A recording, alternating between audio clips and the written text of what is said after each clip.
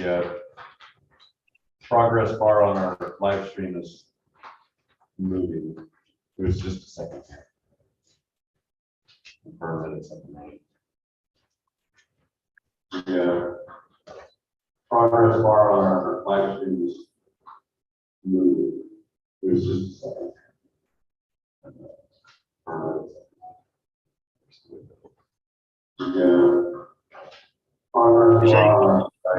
Okay, fix that problem. All right, we're streaming. We're good to go. Okay, very good. Well, good morning, everyone. Thank you for joining us this morning for our UIA board meeting. So let's jump right into the agenda. I guess I should ask, do we have any guests that are joining us this morning? Krista, anybody? No, not for this meeting. Different. I don't see any on my screen either. Okay, well, good to see the staff. Thanks for all you do. So the first item on the agenda is approval of minutes from the February 13th, 2023 board meeting. Be happy to entertain a motion to approve those or to modify them if needed.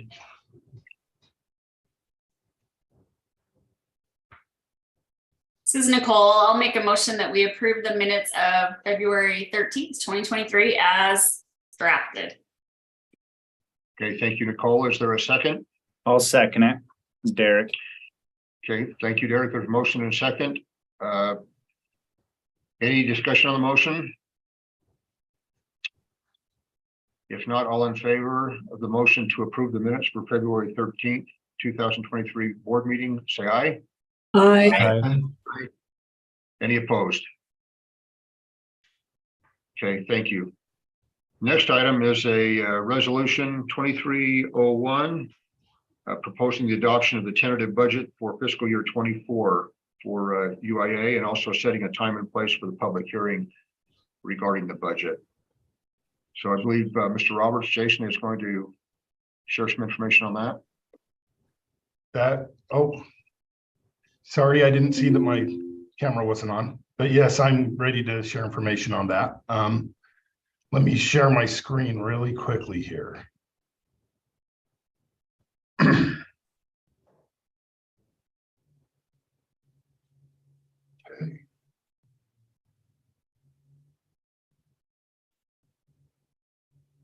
There we go. Can you all see that? Yeah. Oh, I'm on the wrong page. There we go. On the world. There we go. Okay, good. Sorry, I'm having technical difficulties. Sometimes I do that when I give presentations, but I'm the UIA tentative budget. I'm happy to present that to you at this time. Usually, historically, as we've gone over the tentative budget, the first thing we've talked about is the current year budget and where the current year budget stands. That's something we've been going over every meeting of the year is where we see budget actuals, and we think they're pretty much in line with budget. We're very close on revenues to where we budgeted, and I think that's a very good thing. The only proposed amendment I think we're going to need is going to be for the increased proceeds from debt issuance for West Haven. We did have that happen during the year, and it's something we didn't have budgeted for, so that I will be putting that in the budget revision for UIA. Next, operating revenues. If we look at operating revenues for fiscal year 21 through the fiscal year 2024 budget, the top line there shows total revenue from all sources in UIA. And if you look below that, you'll see three lines that are kind of clustered together. Those lines are the residential transport, commercial transport, and fiber lease revenue that we have at UIA, and they are seeing fairly healthy growth every year. The proposed fiscal year 2024 budget shows estimated revenues of $39.5 million. That's an increase of $5.9 million over what was budgeted for fiscal year 2023. This is based on average net new connections of 500 per month and the continuation of business sales growth, including UETN. And that's what's shown in the graph to the side. So as you can see, the three different revenue sources, when you combine them together, they show a steeper line on total revenue growth, and revenue growth has been very good for UIA. And pretty much as projected for fiscal year 23, and we see the same demand and the same thing going forward for fiscal year 2020, 2024.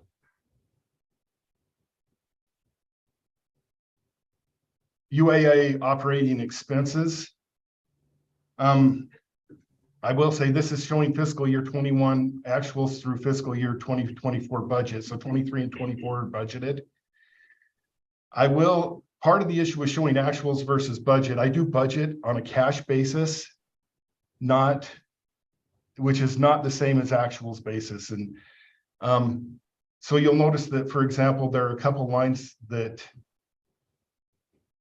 don't necessarily show up. There's no distribution to UIA Utopia cities in fiscal year 21 and 22.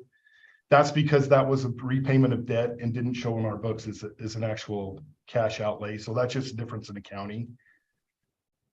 But the proposed fiscal year 2024 UIA operating expenses exceed fiscal year 2023 budgeted expenses by $5.1 million on a cash basis. Approximately $3.5 million of this is related to fees paid by Utopia. So if you look at the management fees, service contract fees to Utopia, and capitalized labor to Utopia, those three are going up $3.5 million. Part of this was because the capitalized labor to Utopia was not included in the 2023 budget. This technically doesn't show up in an audit when you look at the audited, because what happens is it shows up as an asset on UIA's books, but really technical accounting speak. But it does show cash coming out of UIA, so I think it should be included in the budget, and I have included that $2 million this year in the budget. The other large change is debt service net of capitalized interest. That's $4.5 million roughly. We have the largest change that we'd ever had, and that's just because of the timing of project bonds and a UIA bond coming off of the capitalized interest period and us needing to start the payments next year. So next year, we're seeing a large increase there. I'm going to talk more about the distribution to UIA and Utopia cities.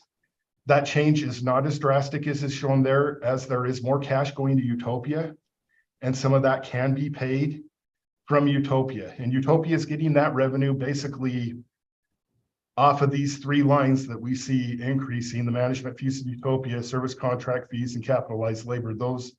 That revenue, that money is going to Utopia, and as that increases, Utopia's financial situation is looking better, and they can make part of the bond payments out of there. UIA network expansion. This is showing fiscal year 23 or fiscal years 21, 22, 20, and then budgeted for 23 and 24. I'm showing this a little bit different than in the prior year, but if you'll notice, the biggest changes is we have a lot less bond funds being included in the next year. And that's just because of the timing of projects. The only project that we're aware of that will be going on next year with large amounts of spend will be West Haven. And that's the $15 million shown here coming from funds. I've kind of broken down also the capital projects below. You'll notice the $15 million for West Haven showing up on a separate line. The $11.7 million is what's being funded for network expansion projects in this budget. Most of this is coming from revenue from operations. We don't show any bond funding coming to fund this year. But we do have $5 million of cash coming out of cash reserves to help fund that. We would prefer to do that with some other form of financing if available. We are exploring financing options, and we do think it is more likely than not that additional financing will be obtained during the year from Utopia, or a new project or from UIA, or a new project will be obtained. And if that happens, that would affect obviously where our funding would come from to fund future capital projects. The 5.3 million we do think is a reasonable number that our cash reserves can handle this year. but it's not something that can go on in perpetuity. Based on this budget and the timing of bond payments coming in the future, if we were to want to fund $11.7 million next year, we think our cash flows would significantly dip into the $5 million next year. So it is looking good long-term. But short-term, we would prefer to fund some of that through financing and keep our cash reserves a little bit higher. Historically, we always finance our capital spends for bonds.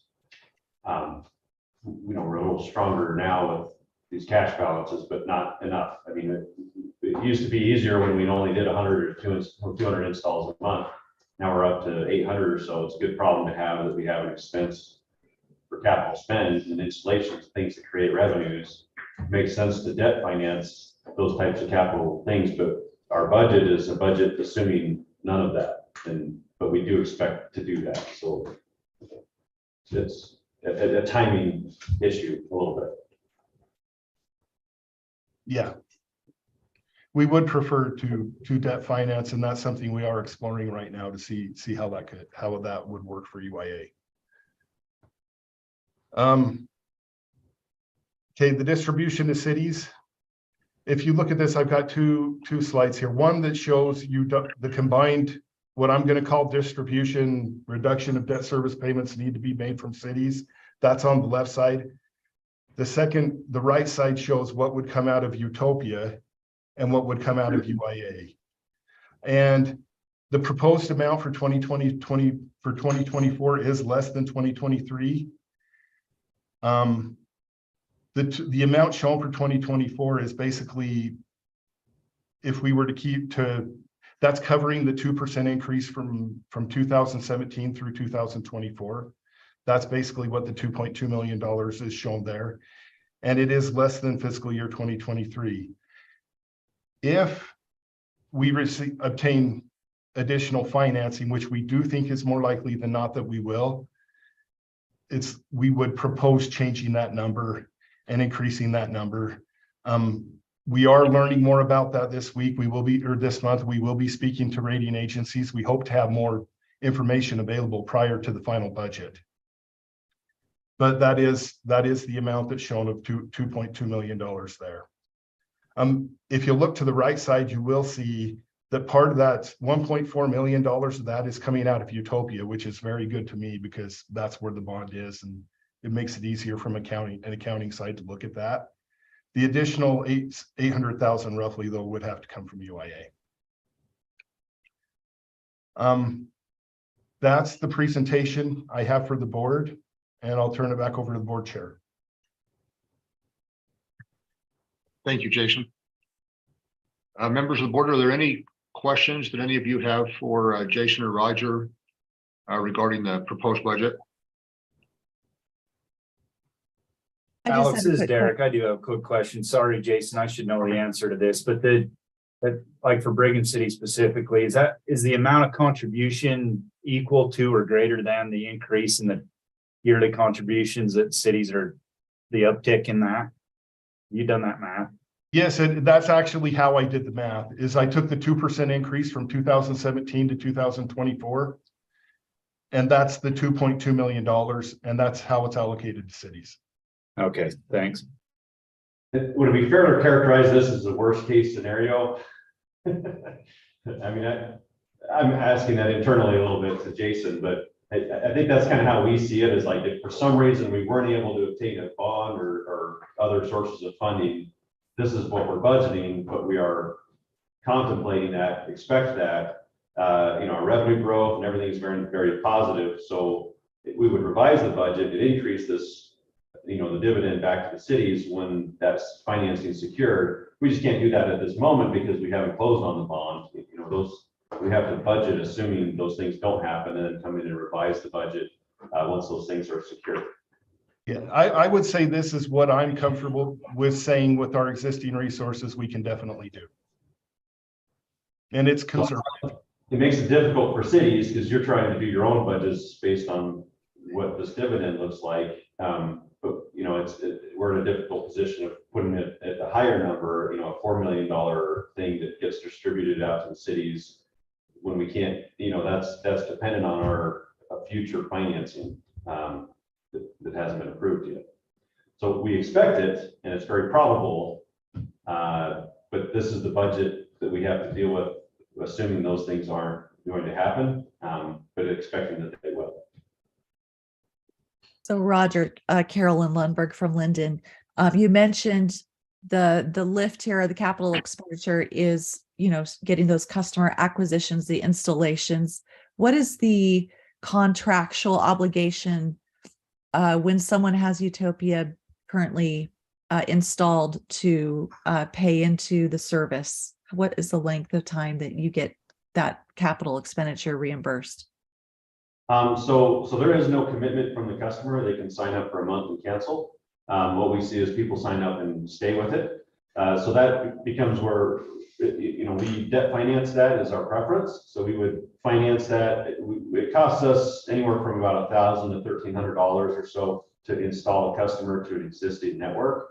But then that customer's paying us $30 a month for fiber, and we average about 25 in operating revenues from that customer. So our ROI on that is only a few years, yet we can finance these things over 25 to 30 years. And we expect those customers to stay with us for much longer than the ROI. So when we go to rating agencies and investors and talk through all of this, financing installations to the network is the very, very best thing we can finance, because we're not building new cities and new footprints in our cities with that money. In the past, we had to finance mainline construction and then also finance installations to the network. There's a little bit of mainline that kind of grows incrementally to our cities because we keep building more homes and expanding. But relatively, right now, our ability to debt finance installations into the network is better than it's ever been. But we still have to do that, and we don't have enough money, cash coming off of our networks to cash fund all of those installations. But yeah, back to your question, to a customer, there's no commitment. They sign up. And we get very few people who cancel. So we do see revenue stick with us quite a while. I think our annual churn is the term we use to describe that, is like 3% or less, which is really strong. That is a good number. Another question, I thank you for bearing with me. For those that do maybe hop off the network, maybe, people are a little more transitory, maybe moving. Do you guys have a really, what is your methodology to capture the next person that moves into that home to be aware that the Utopia fiber is already connected to the home? And there's a lot of things that we do. The easiest is that there's a device in the house that says Utopia, and they actually plug into that and get a capture page. We don't turn off the ports. We plug in and they get a redirect that says, hey, you don't have service, you should sign up. So we can message through that device that's in the house. But we also have information like at all the city offices, at least those that'll let us. We have a banner right there where they hook up their other utilities. So they understand, yeah, while I'm hooking up my, getting my city services and garbage and all the other things, I can also get my broadband from Utopia. Trying to think of other things. I don't know if Kim is on here, but she's marketing and they work pretty hard. Yeah, so we do constant, our ISPs do constant mailers and digital ads. We have digital ads, we have postcards. We have different methodologies. We have a new digital signage that is coming up so people can sign up automatically. That should be coming in, that we're testing in some city offices in the next few weeks. So we use a lot of methodologies to make sure we can get to those customers, and we're always looking for different mechanisms to reach consumers, but through like social media and traditional digital and all of those things, and referrals. I think referrals in Utah is one of our biggest, the ways that we've captured a lot of new customers, because if somebody signs up and then they have a referral card where they can get $25 Amazon gift card, and the new customer can as well. So there's just so many avenues that we take to get there.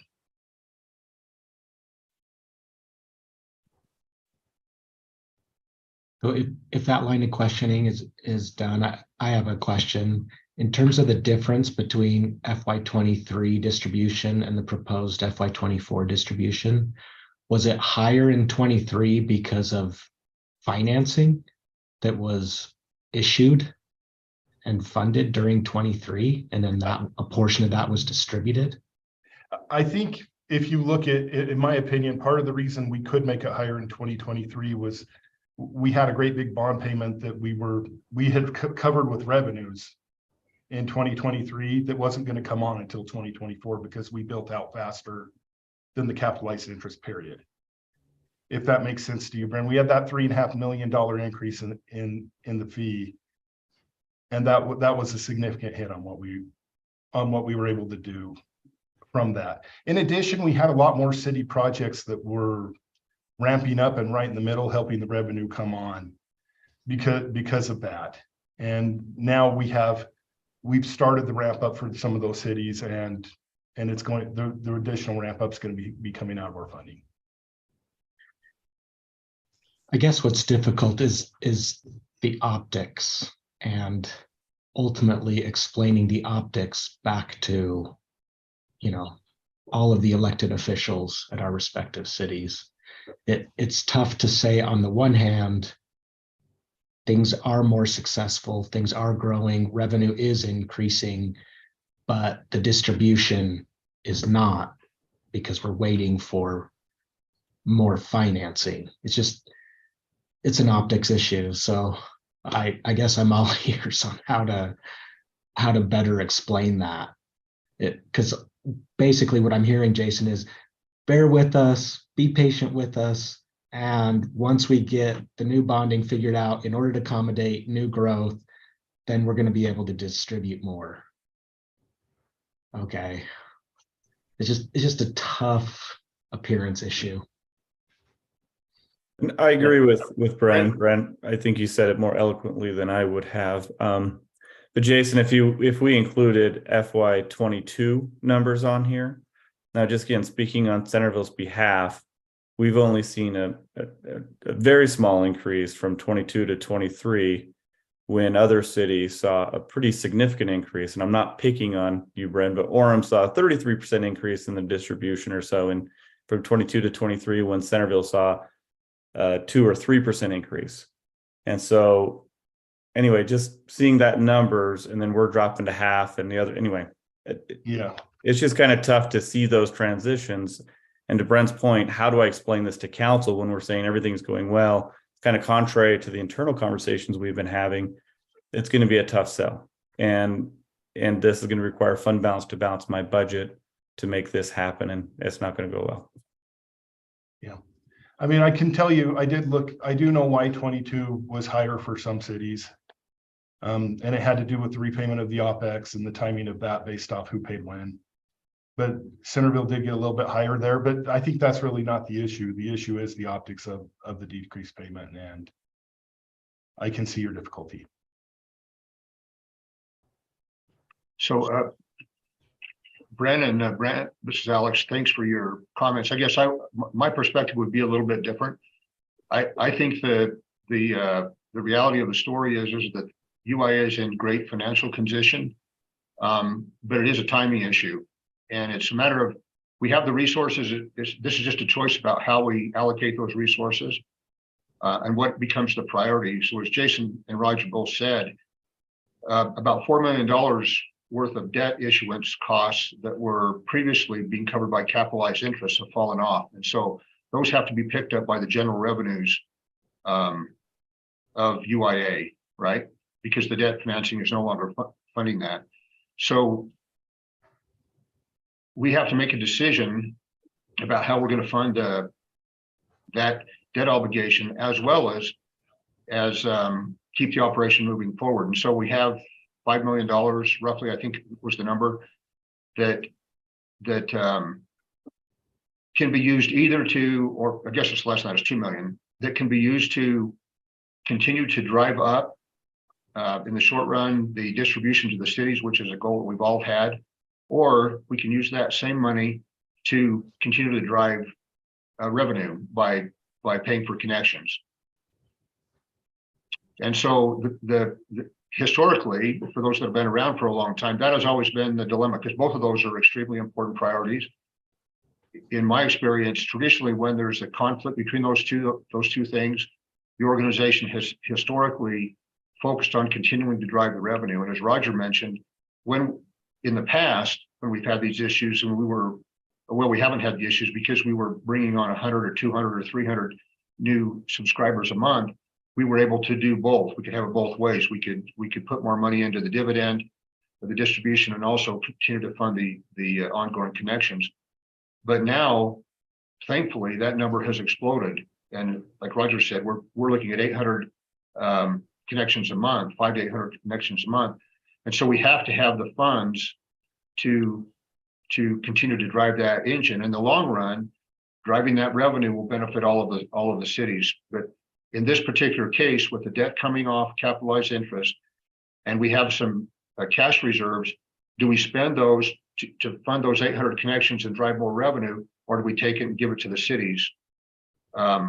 I think that's really the decision. We're in a good place, but it's a hard decision because both of those are really important objectives, stated objectives of the organization. It wasn't quite what we expected. I had a chance to go through this with Jason and Roger before, and it is a different narrative than what we had hoped was be the case, but it simply is a matter of timing. And there have to be on the debt side, there has to be certain metrics. We know this from past experience that the market will look at it before we can go to the debt. That's part of the discussion that Jason and Roger and the other staff are going to be having next month, I think, with the rating agencies. We expect that will happen during the year.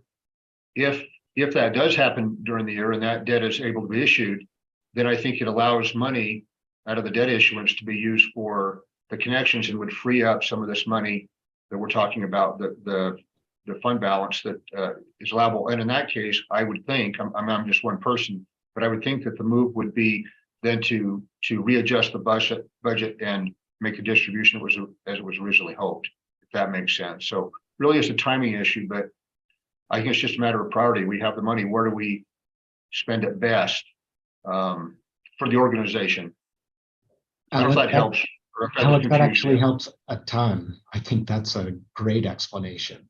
We've got two priorities. It's, do we pay more to distribute out to our member cities, or do we make sure that we have the cash available to fund growth?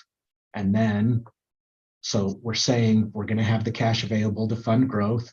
And then if debt service comes in here soon, then that frees up some of that cash flow that then we can reprioritize money back to member cities. So to me, we're saying we do technically have, another $2 million that we could give back and to even increase the distribution, or at least match FY23. We're just choosing to keep it in the coffers, keep it in the accounts while we qualify for additional debt service and use that to fund growth as opposed to cash on hand. So I think you boiled it down perfectly for me. Thank you.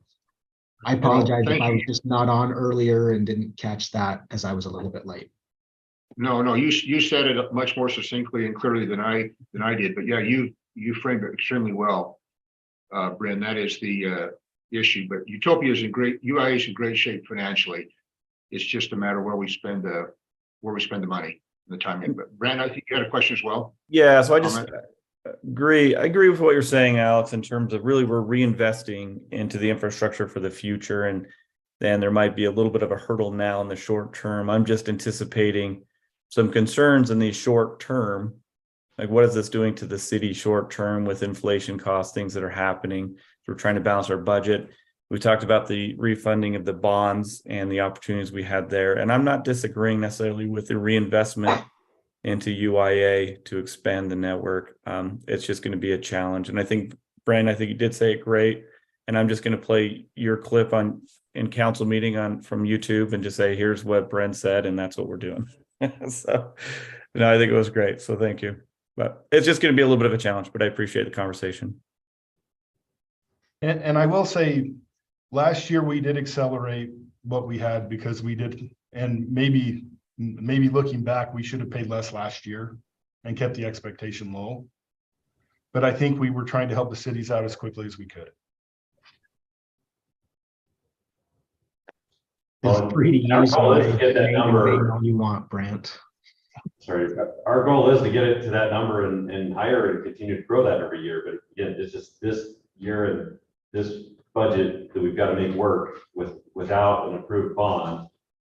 It's a tough timing issue. But the long term, as we continue to grow our revenues, all this, as we chart this out, you know, we do expect to pay more and more every year rather than have a drop. We just have to budget this drop because of the timing issue of getting debt financing in place for the capital expenses.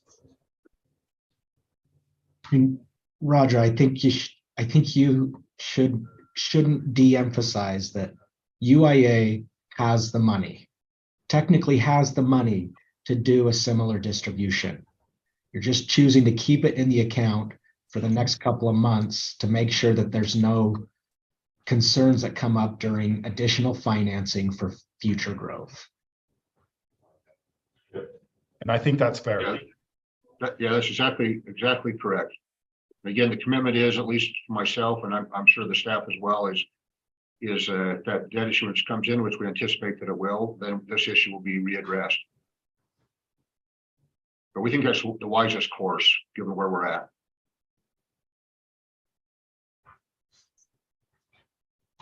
Great questions. Thank you. And Mayor Lundberg, great questions from you as well previously. Any other questions or concerns about the proposed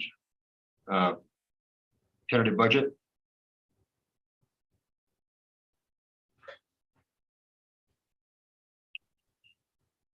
Okay. Very good. Hearing none, I'll be happy to entertain a motion to approve resolution 2301, which proposes to adopt the tentative budget for fiscal year 24, and then also sets the time and place for the public hearing. And that is appears to be June 12th, 2023. Is that correct, Jason? Mhm. Yes. Okay. Alex, I'll make the motion. We approve the tentative budget for 23-24. It sets the time and date for the public hearing. Okay. Thank you, Derek. Is there a second? I'll second. Okay. Thank you, Brenda. There's a motion and a second. Any discussion on that motion? Okay. If not, let's go ahead and do a roll call on that. Nicole, Yes. Brent, Yes. Derek, Yes. Bryn, Yes. Jason, Sand, Yes. Brenda, Yes. we got Mayor Lundberg Yes. and Nate Rockwood, Yes. and then Leighton is an aye as well. Have I missed anybody? Can I just ask really quick, Bren, did the city officially put you in as the representative for UIA? Yes, I can send you a copy of the resolution. Perfect, thank you. Yeah, very good. We're happy about that, Brent. Good news. Thanks. Very good. Well, it appears to be unanimous then. So the motion passes, resolution passes. So thank you again. Great discussion, great questions. Next item is setting a time and date for a public hearing to consider amendments to the UIA fiscal year 23 budget. And I think Jason spoke previously about some of those proposed changes. Jason, do you have any other information to share or add regarding the current budget? No, it's just the one slide putting on the West Haven bonds is all I'm anticipating. So, yeah. Okay. Are there any questions from the board about those proposed amendments to the current year budget? If not, I'll be happy to entertain a motion on that item as well. This is Nicole. I'll make a motion that we approve that resolution as drafted. Okay, and is that, I might have made a mistake. Is that actually a resolution or is it just a? It's just setting the public hearing.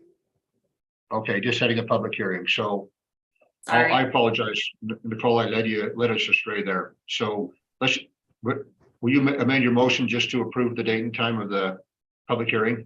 I will, yes, I'll make the motion that we approve the date and time for the public hearing as set forth. Okay, very good. Thank you, Nicole. Is there a second? Second, Brent. Okay, thank you, Brent. Let's do a roll call again. Nicole, Yes, Brent, Yes. Derek, Yes. Bren, Yes.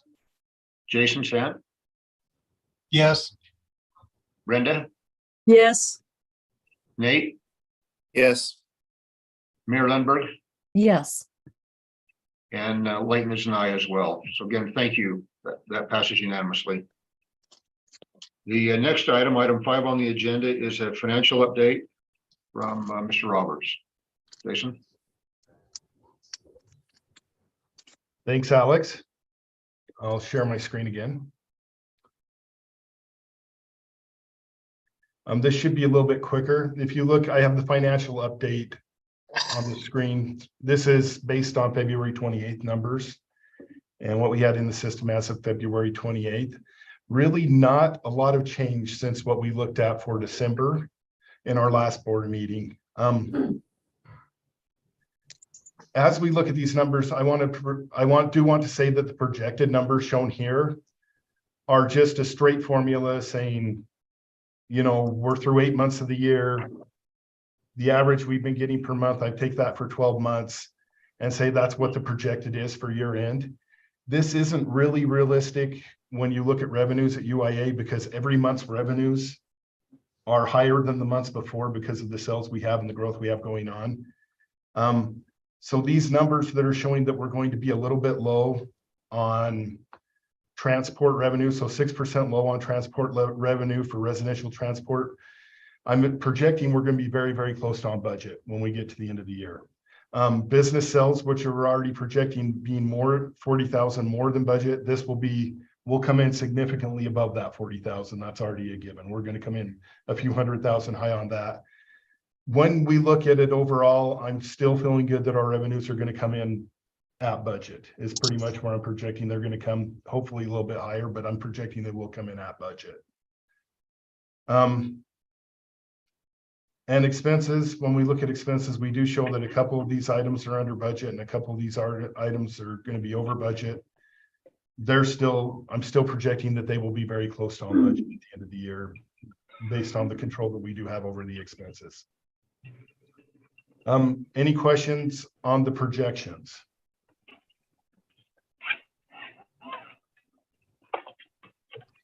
If not, I have the financial charts also that I want to show. I'm just going to show the upgrade of here.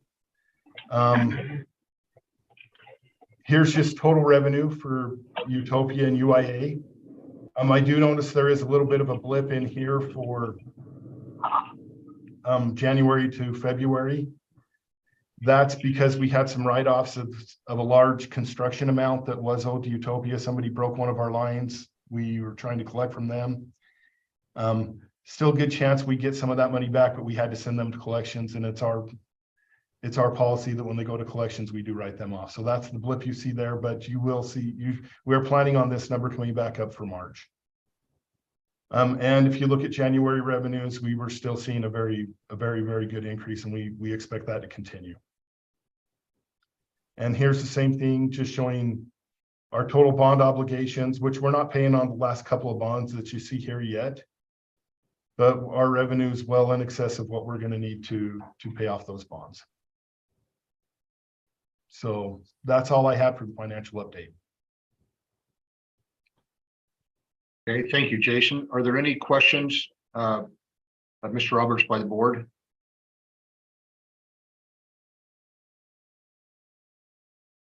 I apologize for the nude question, but I'm just wondering, could I get like just an elevator pitch, a 30-second summary of what the refinance did for us on the original Utopia bond? That is easy to say in this meeting. It did nothing for UIA. But if you want the pitch of what it has done for Utopia, which I think is important to us, it didn't really change it didn't really change the pledges from the cities. It was actually structured for the pledges from the cities. We did get a bit better interest rate than we thought we would, which freed up some capital for construction during the fiscal year 2023.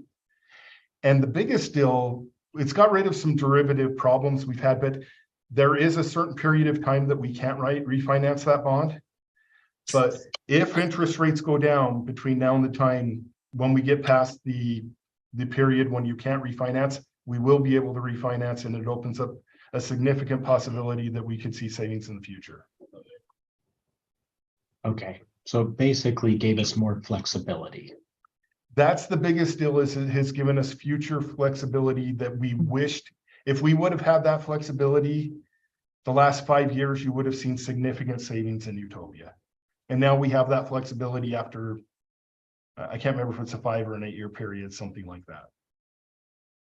Is it fair to say, Jason, that it also decreased the volatility into the future of our interest rate, or no? It didn't really, we had to get through the volatility issue in the past because it was really a bad deal. We could have lost a lot more money on it, and we had agreements that I think pretty much had the volatility in check. Oh, okay. Yeah. And So, I don't know if I can be heard. Can I? This is Laura Lewis. Yeah. yes, go ahead, Laura. The other thing it did, it delivered, I'm driving, so I can't give you the exact number, but approximately $8 million in funds for you to do additional construction as Utopia. Yeah.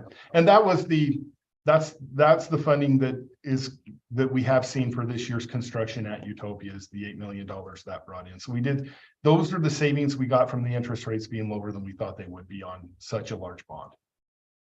Okay, so two main things: flexibility for refinancing in the future and capital for constructing the build out of the whole overall network. Yes. Thank you. Appreciate that question, Bren. I just have a quick question. So understanding this, I'm trying to wrap my head around a little bit too. So we have debt that is basically kept in two separate buckets. You know, you have the Utopia original member city debt, you have the newer city UIA debt. And then on that previous chart, you're showing revenue allocated into those two different buckets as well. So are you at times, so the revenue, so you're still tracking the revenue, customer revenue separately on those two different debt buckets that have different cities tied to them, correct? Yes, we are. Yeah. But then as far as growth, the investment for growth, you kind of pull everyone together. Revenue or capital that's available, growth is looked at from both of those sources, regardless of where the growth is happening, whether it's happening in newer communities versus the member cities. Just to be clear, until the $8 million this year, we have basically most all growth has been coming through UIA because Utopia's had no revenue for growth whatsoever. With the $8 million specifically, what's happened is, if you look there are specific customers that we can identify what the cost was to get to those. And we have been allocating that to Utopia and the revenue to Utopia. So we do keep a line and a demarcation on what we're doing. But realistically, with these bonds at Utopia that happened last year, that's the first time in many years that much growth could come through Utopia.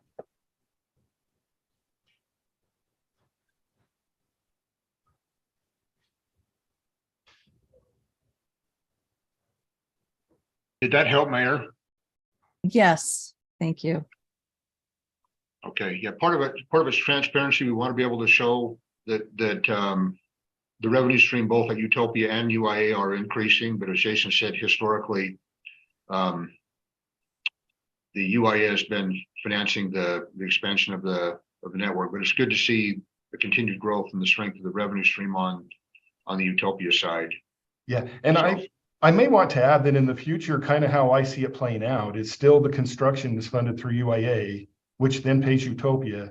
And then what I'm hoping happens is Utopia can start making more of the bond payments that the cities are now making.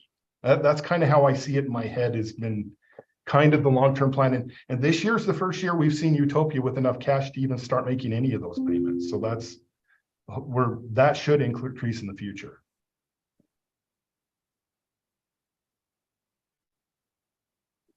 Yeah. Good. And thank you for the great questions, Brandon, the mayor. There are no bad questions. Some of you are newer to the board, and I think this is a great thing that you have. When you have questions, you ask them and not worry about whether it's a UIA issue or a Utopia issue.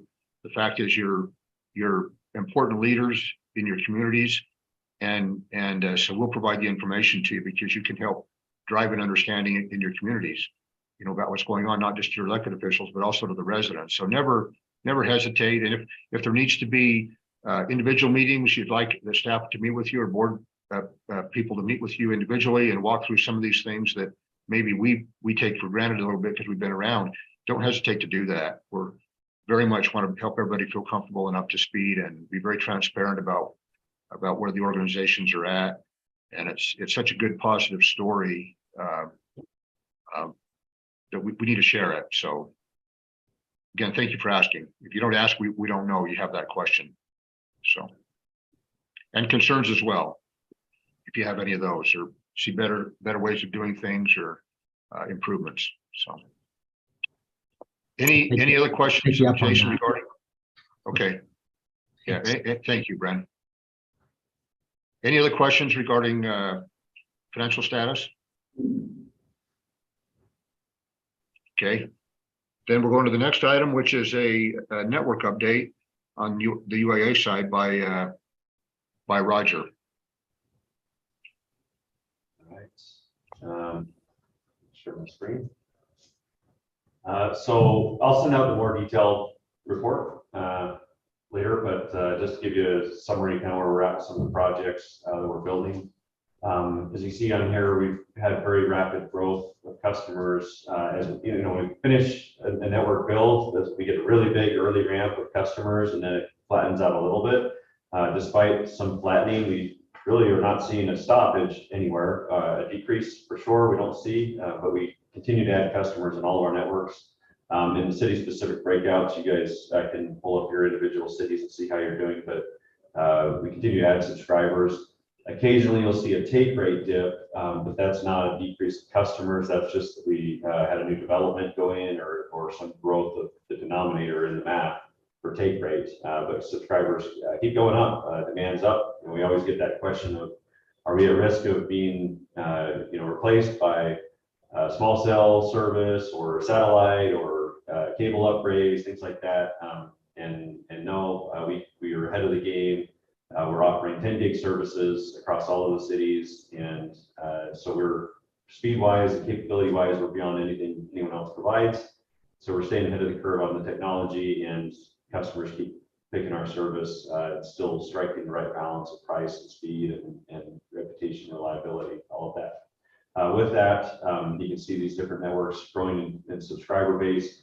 You can actually see Idaho calls taking off very, very fast. They're about to become the third largest subscriber base. Now they are smaller revenue per customer. We are just an operator support, kind of mixed role environment there. But we didn't issue any debt for that project, so that's nice. That's pretty much all upside for us. And that's a similar arrangement we'll see with Bozeman. So coming up in the pipeline this summer, we'll see some Bozeman areas taking off. We're wrapping up construction in Pleasant Grove, and we've had a lot of footprints coming on recently there. So we're starting to see some rapid growth in Pleasant Grove, but expect that to stay strong for a while. Syracuse, we're a little bit delayed in the construction compared to Pleasant Grove, but it's a similar size city, and expect the take rates and subscriberships to come on very rapidly there as well. There's a lot of demand there. And then over the next couple of months, we'll be wrapping up Cedar Hills and Santa Clara. So those networks will be coming on. So as we look at our month-to-month growth, we are seeing that those numbers of 800 or so installations. So I'll show you a chart.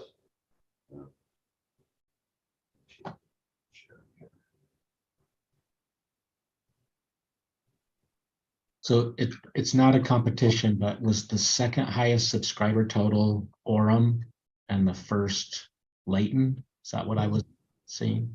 Yes. Okay.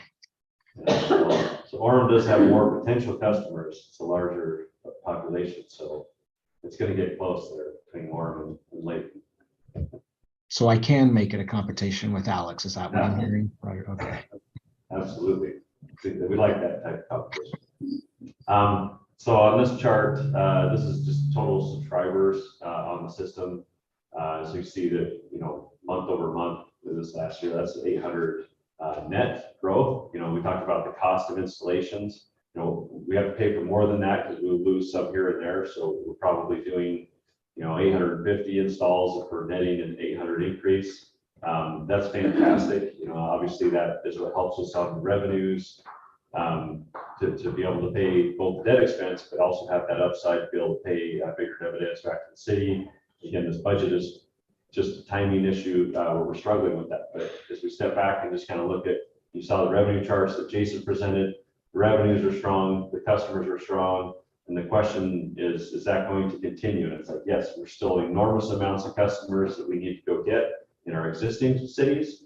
These new partner cities, we still have a lot that's coming online and being wrapped up that's going to allow for a lot more customers to come onto the system in those new areas that haven't ever had the chance to. So our ability to continue to maintain that fast growth of both city networks and new city networks with the revenue tied to those is strong. So this should be a really good revenue growth year for us. And those projects grow very fast for several years. So the future looks very good from a growth perspective. That we're really excited when we hit that 50,000 subscriber number. Now we're pushing about 54,000 subscribers, and it will only be a few years when we're celebrating 100,000 if we continue this pace. So it's good. And there are other cities in conversations with us, both in a UIA finance model and also just the partnership for operating and doing kind of mixed role partnerships.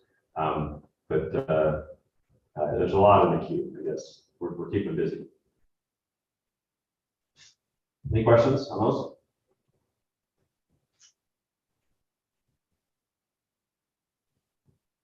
Roger, when you say there's other cities that are you're in conversations with, any that you think could pull the trigger, I guess, relatively soon, like within months rather than years? Yeah, I hate to call them because maybe the vote goes the wrong way somewhere. But I think we could probably say there's a few in Utah that are contemplating this. One that's been very public, so it shouldn't surprise anybody, and there's information out there, is that Bountiful City had done an RFP and had basically had the recommendation to partner with Utopia. We are negotiating terms still around that, so it may not proceed, but I would say it's likely to proceed. I mean, you could say it's a positive relationship, and we believe that will go well, and that's a good sized project. It would be a good growth city for us. But it's subject to their city council is going to have to vote on that, and they have not yet. And so that one's probably the most immediate. I think they're planning to make a decision and vote on that by either the end of the month or early next month.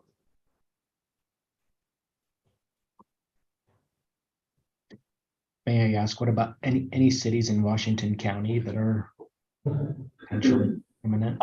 There's definitely conversations going on. I mean, we have a lot of conversations, and then, okay, guys, issue an RFP or agreement, something like that. So Washington City has been one that's talked to us, and there's a few others down there that we're kind of on and off again. So we're pursuing growth in St. George area. I mean, that's been a good market. There's a lot of demand down there. Other areas of interest would be Cache Valley cities up there. There's been conversations going on there.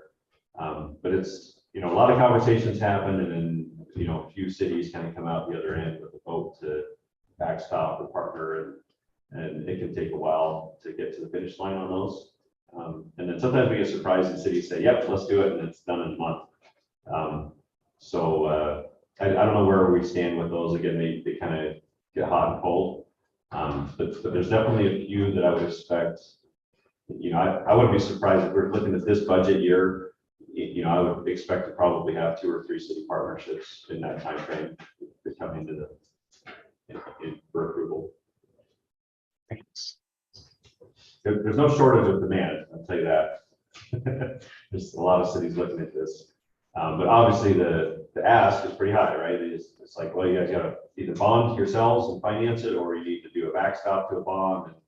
And the cities that realize, this is worth it. Our track record of being able to issue new debt and pay for that debt has been very, very strong at UIA. So we have a great model. We really remove a lot of the risk because they're able to piggyback off of the success we've had here. It's almost unfair to the original cities, but we've been through that and discussed. It does end up being a mutually beneficial partnership. Our ability to pay any dividend to the cities is a result of our ability to spread the costs across more projects, grow our customer base, keep our costs low, and that frees up cash. We're not charging them a premium, which would probably be fair, but it has to work. So we kind of strike the right balance of new partner versus original, and these structures have been good for us. Continue to pursue that.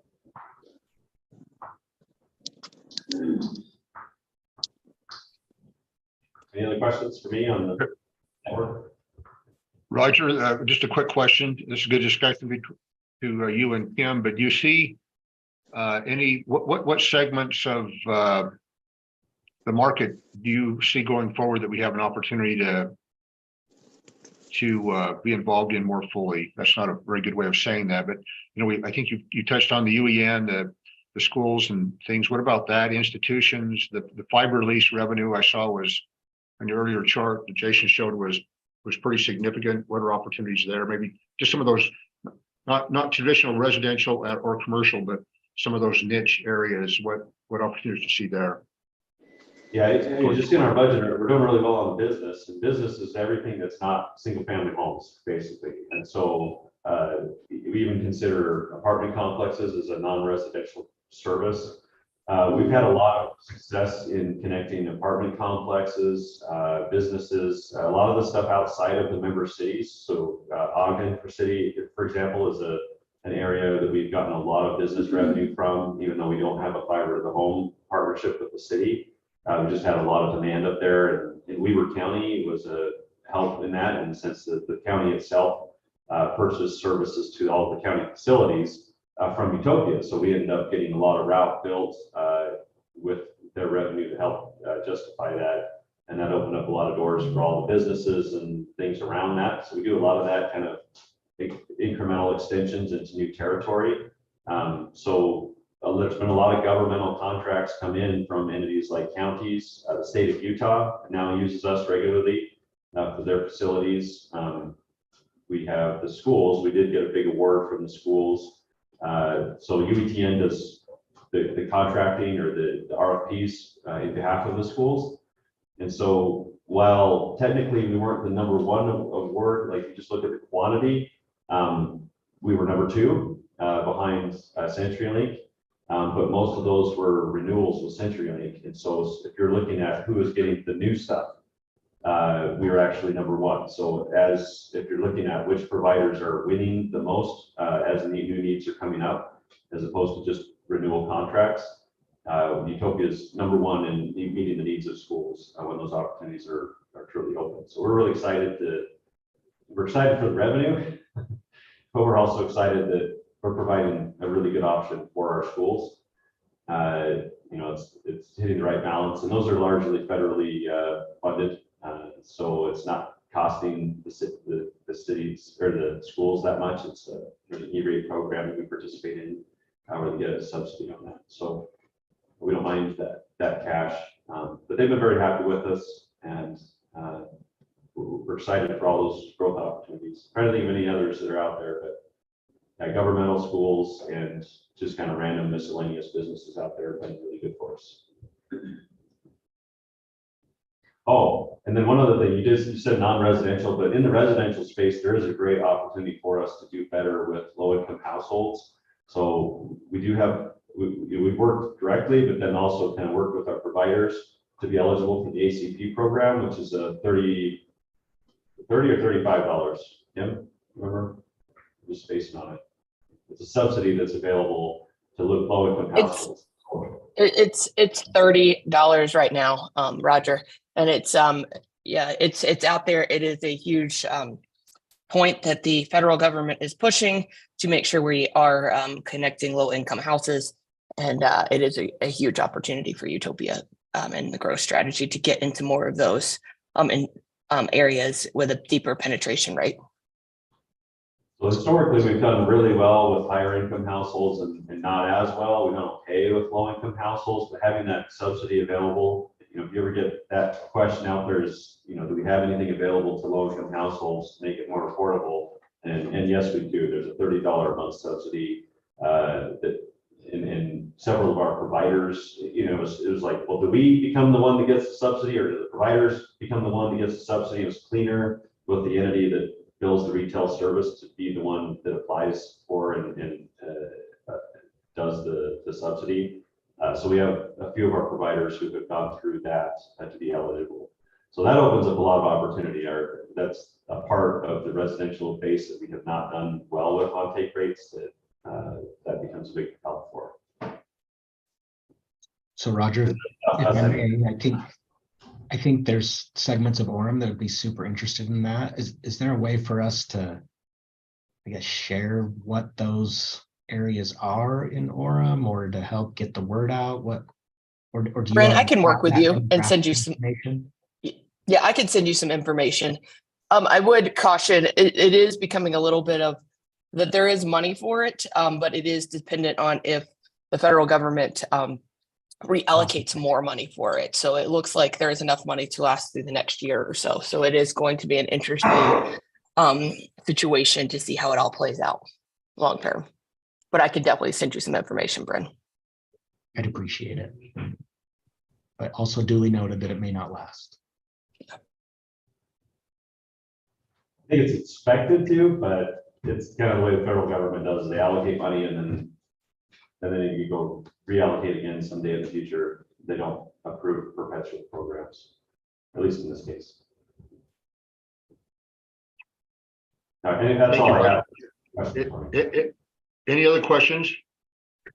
Hey, Alex, Derek, I got a question. See if any other cities are dealing with this. So CenturyLink Lumen is getting ready to do a sizable fiber project in Brigham City. I've met with Ty Bailey up there in Morgan a couple times. Somehow Ty was successful in keeping them out of Morgan. So really the question is anybody else dealing with that and seeing CenturyLink come into their cities with a big fiber project? And obviously I'm frustrated about it because I think they're using the 100% federal money to do this fiber build out within corporate limits of Brigham City. But maybe a comment from Utopia, if you guys understand exactly what they're doing, why they're doing it, whether we need to be worried about it, how hard I need to push, let them do it. Any comments or questions from anybody dealing with that? I mean, I would say the argument is you should stop it, but I don't really can legally. So, Jeff over here probably tell me, no, you can't say that. So, generally we've just said you have to allow providers to, get franchise agreements and facilitate that. And we can steer them to say, hey, CenturyLink, you can become a provider on this system and offer services. We have fiber to these homes and throughout our community, but they've generally not wanted to do that. And obviously when they have subsidy money to pay for their own infrastructure, they're interested in taking advantage of that. And it is unfortunate. But at the end of the day, we haven't lost customers to CenturyLink, even in areas where they build fiber. We get a lot of people who complain and say, hey, how come you guys in some cases might be $5 to $10 more expensive at Utopia with the providers, than centrally. You know, it's like, I really, really hate these guys. Why, but I don't, I don't want to go with them. I want to go with Utopia. You say, well, why do you hate them? It's like, because they have terrible customer service. And what we found is a $5, maybe even $10 in some cases difference. We're still not losing them to centrally. Obviously, we're constantly watching what the competitive pressures are and options are out there. But even if CenturyLink comes in and undercuts us by $5 to $10, that hasn't been disruptive to us at all. We'll continue to grow customers in CenturyLink fiber areas. So Roger, I guess, I wonder whether or not the 100% federal financing of a fiber system that goes in, that's not going to be open access. So is that, I mean, the federal government giving out? No, CenturyLink is never open access. Well, I know, that's the point. So, but the federal government still allows them some type of 100% subsidizing? That's amazing. Yeah, some of the middle mile projects, they've started to require open access, which is a step in the right direction, but CenturyLink has a lot of miscellaneous buckets of subsidy.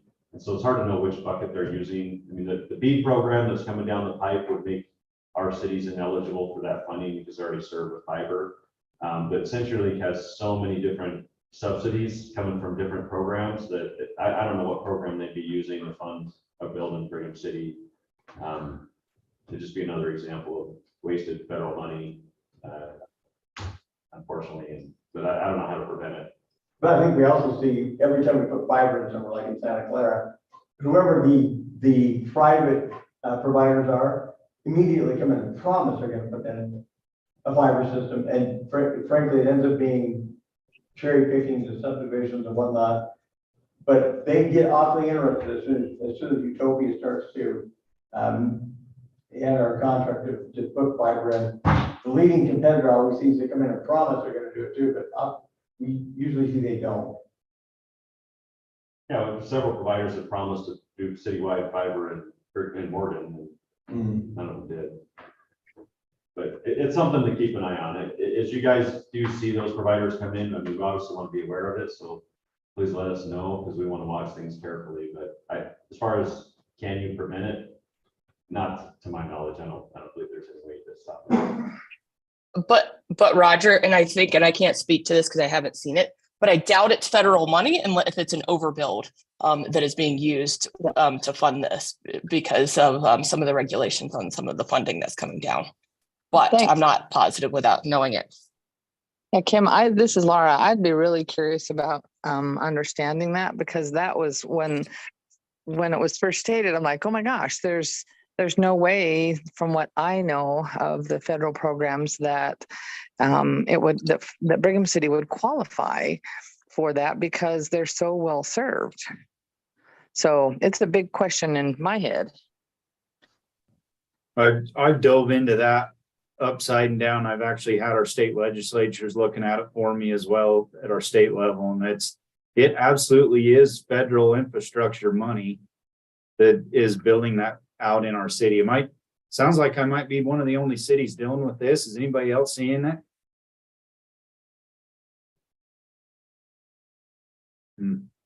If you can find out which federal program are you getting money from for that bill, that'd be really helpful.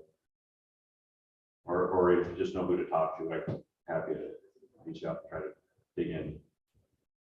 But we submit our data to the federal government that says we have fiber and we have these speeds, and that should make our areas, our cities ineligible for these overbuilds and, funding overbuild. But I don't know. So I don't know what program they would be using. Okay. Thank you. Good discussion. Just to emphasize what Roger said, historically, whenever we've had an opportunity to compete head up with the incumbents, we've always done well.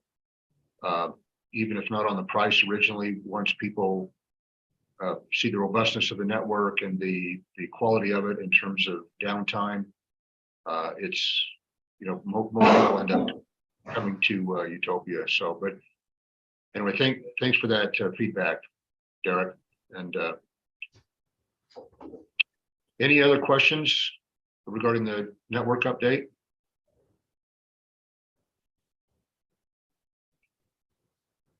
Very good. Well, I think that brings us to the end of the agenda. Thank you again, each one of you, for participating this morning, and thanks especially for the character of your lives and the goodness. You're all good people. It's a privilege to interact with all of you. And thanks for the leadership you show in your communities. And UIA Utopia is a great organization filled with good people. I think, frankly, that's been the secret of our success, especially through the ups and downs of the early years, which most of you were spared, thankfully. A few of us old dogs are still around that have the scars to show up, but it was well worth the fight. And it's very gratifying collectively to see where Utopia is at today. And I was thinking earlier, not to wax sappy, but when this organization was put together, we were accused by legislators and incumbents of being disingenuous, but they were wrong. Is that this was not about money. It was about putting an infrastructure that we felt like would benefit and bless, I use that word intentionally, bless the state of Utah and the communities and the people that lived in those communities. And we were cajoled and ridiculed. I myself was before 3 legislative hearings and lectured about, when I was the chairman of Utopia, about what a pipe dream this was, and it was a fool's errand and so forth. And yet today, just hearing this little discussion we've had, you can see that the reach of Utopia is significant, not just in the member cities, but throughout the entire state. And it does benefit and bless people, from the wealthy to low income to everybody in between. And so we should be proud, I guess is what I'm saying collectively, of the grit and determination and hard work by the staff and elected officials and staff members who have made this a reality. The vision of what this could be is here. And our hope is to, I think collective hope is to continue to expand that and share it with others. It's not to be hid under a bushel, right? It's to be shared and benefit more people. And yes, there's an economic arm to it, and that's really important to continue to fund it. But it's about a lot more than money for those, I think, those of us in the cities. So anyway, hope that didn't take us off track, but just thanks for each one of you and what you do. And again, the more questions, the better. And if in your communities, if there are questions or concerns with your elected officials or community members, if we are happy to make ourselves available, I'll oblige the staff as well. You know, we want to answer those questions. We want to reach out. We want to make your life as easy as possible. So don't hesitate to ask us to be involved, or ask them, the smart guys to be and gals to be involved. But anyway, thanks for all you do, and have a great day. So with that sappy swan song, I'll entertain a motion to adjourn. I love your sappy swan songs because I was one of those old dogs. You were, and were amazingly beneficial. Thank you, Laura. Motion to Move adjourn. we adjourn. Okay, thank you, Derek. Is there a second? Okay, thank you, Bren. Motion and a second. All in favor, say aye. Aye. Aye. Aye. Okay, very good. Have a great day and be safe. Best to you and your Thank you. families.